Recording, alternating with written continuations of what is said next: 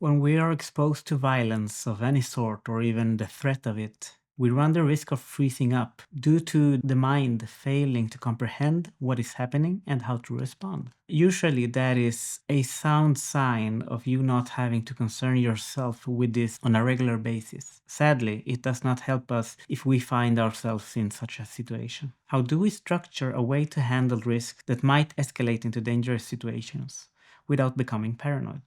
What can we do about it? Let's look at it in today's episode.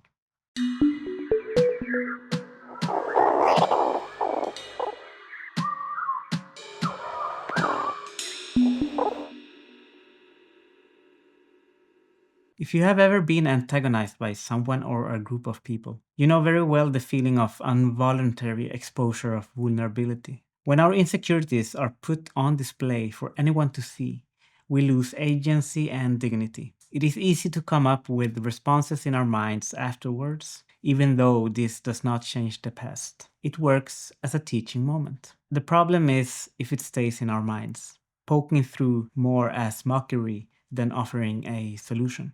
One way for us to maintain agency over our boundaries is to put it down in writing. Answering some simple questions helps us understand what needs to be protected and how to achieve it. To help you, documenting your experiences and explaining how you felt and why you feel this way is a good way to keep tabs on the evidence and also what steps you decide to take if it happens again.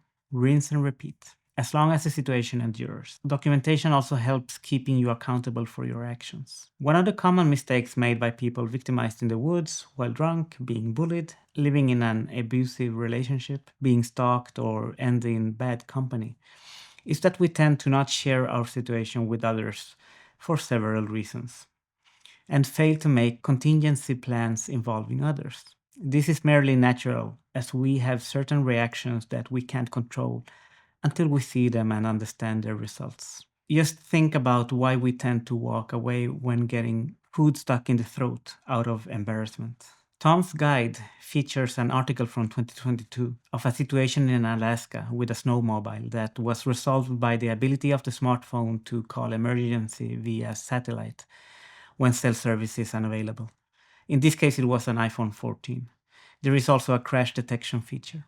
Another situation, this time a climber in Colorado, was resolved by the same feature when there was no signal. A car crash in Florida was detected by the crash detection system and alerted emergency systems. A family got trapped surrounded by wildfires and without signal. Satellite service got them rescued. Similar to a situation in Utah where a woman got caught by a flash flood and got rescued after triggering the emergency alert as reported by MacGasm. Another feature that has saved lives in the home as well as in the outback is the fall detection. These features are even available on wearables such as smartwatches, as reported by backpacker.com. While these stories explores the features as safety focused, they are related to dangerous situations such as accidents and natural hazards.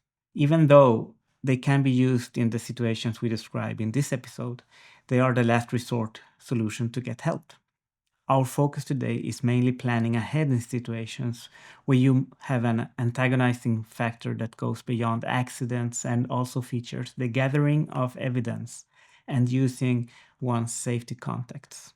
Safeandequal.org tells the stories of abusive survivors and paint a picture of the reality of living under these circumstances and what steps to take to dig yourself out to safety. In one account, the victim was isolated until she felt worthless and alone. After years of emotional and physical abuse, she decided to reach out for support and left the relationship for good. The process of liberation started when she went back to school and got some time away from the abuser. Also, the socializing and making new friends reminded of the time previous to the abuse. The second to last situation happened when she was prohibited from visiting her nephew, resulting in assault when defied. The turning point was when she was strangled and the insight of the severity of the situation dawned on her. After taking contact with a specialist family violence service that provided an escape plan and a mobile phone, the situation started to unravel. Intervention order was organized, but the stalking and harassment continued for some time after the separation. In a similar controlling relationship, another woman was physically abused and love bombed as well as a bunch of promises of improvement that never were fulfilled. The change started when she was allowed to get a job and she found herself in a position with an amazing staff that helped her out with her self esteem. She also got in touch with an old friend and spilled the tea on what was going on. With encouragement of this friend, she packed her things and left one morning, never to see him again. Staying with a supportive friend and going to counseling helped her recover. The third account starts similar as the previous ones, with a seemingly nice guy that changed behavior as time went on. The abuse led to depression, and she started to stand her ground and mind her own well being by doing things to relax. She also talked to a close friend about the abuse, which helped her cope as holding on to what was happening by herself was hurting her. After the breakup, she regained her sense of self by writing her thoughts and feelings down on paper or in a diary to develop strength and reclaim the person she was. Story number four was a slow burn leading to a relationship. She thought she knew him, but that was not the case. After promises of changed behavior, he proposed. After the wedding, it just got worse. He threatened to take his own life if she left him. It did not help her situation that they lived in another country from where her family and relatives lived. After he tried to strangle her in her sleep and was saved by her brother that was staying at her place at the time, she got in contact with a local community center to see a marriage counselor. She thought she could not call the police as they might not take her seriously. The center told her she did not need a counselor as she was in direct danger and needed to come in. They organized for her to stay at a refuge with the kids. No one knew where she was. He contacted her friends and demanded to know where she was. Some of the lessons she shares are to write down what is happening and how it makes you feel. It can be too easy to block out abuse and just remember the nice parts. Reaching out can literally save your life. Another young woman and her family got help from the Police Victims Advisory Unit and Victims of Crime for financial support. According to the ICT and Health, since 2022, smartphones sold in the EU need to be equipped with the GNSS function. This allows emergency services to locate the phone. The availability in different regions might not be the same. Make sure to look it up in your area. According to smarterwithtech.com, there are several technologies in our smartphones that we can leverage to help us out in difficult situations, such as previously mentioned calling of emergency services, also using hands-free methods such as voice assistance, preparing emergency contacts and medical ID, and also enabling location sharing with your security contacts. Effective use of communication strategies with your contacts for coordinating responsive efforts is crucial. Conserving batteries and having check-in procedures with your contacts help you maintain a fast response in case of emergency. Some benefits being instant connectivity, location tracking, emergency alerts, multimedia sharing, information access, emergency apps, battery power, silent communication, community support, personal safety features.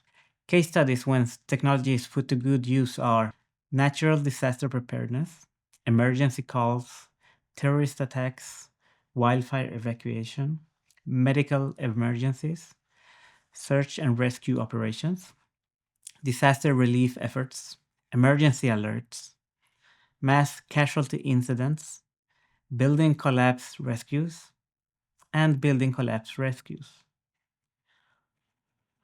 Some key results and implications. One, keep your phone charged. Two, emergency contacts. Three, learn emergency functions. Four, enable location services. Five, stay informed. Six, practice communication. Seven, secure your phone. Eight, prepare for disasters. Nine, utilize mobile apps. 10, stay calm and focused. Whatever situation you might face, leveraging technology and your contacts might be the thing that gives you a leg up for coming out on top, not as a victim, but as a survivor. For the longest time, I tried to handle any situation I found myself in by my own, thinking I was capable enough to do it, and also believing that I was shielding my family by not telling them about it or involving them in any way. The augmented risk created by these decisions put me in a position without contingency if my own capacity would show not to be enough. The only thing achieved was keeping my support from feeling anxious due to concerns for my well being. Without knowing what I was involved with, my peers could not be alerted that something might be wrong, but they also could not locate me if needed.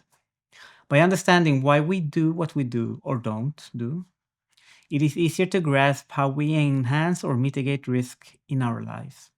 By applying this knowledge, we gain more agency in whether a situation is manageable or ends up being the last thing we do. Something like mental prep work.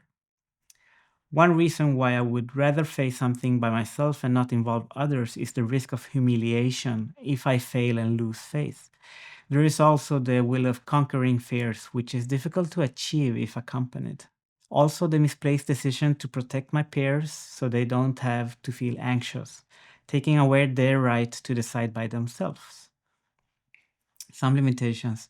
The reasoning behind our choices go beyond the scope of this video, as it is based on our personalities, experiences, and relationships. Our specific situation dictates what tools are available to us. This does not mean that you can't do anything to add to these tools or improve your current status. Speaking up and asking for support can do wonders to rally the troops to your cause. Sometimes we lack the vocabulary or terminology for asking our people the right questions for how they best could help us. Other times, we believe us not having that type of relationships. The best time to establish your own safety net or crisis organization was yesterday. But starting today, you can leverage the good relationships that you have nurtured during your lifetime. Family, relatives, friends, coworkers, teachers, and or social workers might benefit from you being upfront about your situation as a need to know basis.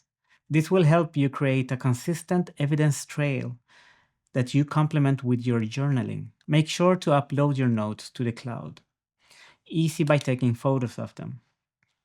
Some potential limitations. Our shyness, being reserved or scared to embarrass ourselves or to open up or showing weakness, are some of the obstacles that keep us from reaching out for help. Other reasons might be that we don't perceive our relationships to be deep enough to ask for favors. Another risk is our lack of experience for how to be strategic about how and what information to share, risking oversharing or not sharing at all, leaving you without proper backup for handling a dangerous situation or for confirming your evidence. Some applications practice daily journaling in any way, be it on a physical notepad or digital in an app. If you want to use the Allmeer app, you can do it in the journaling section.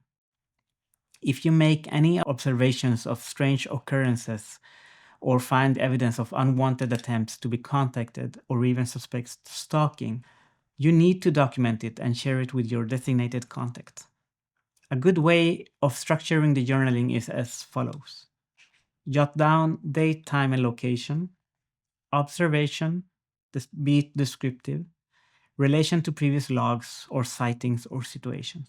Describe your experienced feeling and actions taken. How to apply this then? Apart from keeping a log of observations and threats, you need to copy it for redundancy. If on paper, just take a picture of it and upload it to the cloud. If digital, take a screenshot and upload it for redundancy. Share the cloud folder where you save the copies with your safety contacts so they can access them if something happens to you. Also, agree to add the person as your emergency contact and make yourself comfortable with the settings on your phone to have shortcuts or button presses for alarming them during emergencies. By having this process set up and by using it regularly, you create agency. Some key points. Solve any issues that keep you from creating your own safety organization and leaving digital breadcrumbs. If your own shortcomings are what keep you from succeeding, work on yourself. Pride, guilt, shame, and anxiety are not doing you any favors. If it is a lack of knowledge about how to go about or you need to improve your technical skills, follow our channel, Look at our video library and specifically at our playlists to learn more. By removing obstacles in your way, making a plan, and taking action, you give yourself a fighting chance and regain lost agency. Some final thoughts. Nurture your relationships. Be kind to yourself. Hold yourself accountable over your own peace of mind and safety. By taking steps towards getting your freedom back, you will start listening to your boundaries and will learn bit by bit how to enforce them. Documenting and journaling are just one part of the process. As a effective tool to start adding to your toolset to regain agency, freedom, and peace. Start documenting to get into the habit.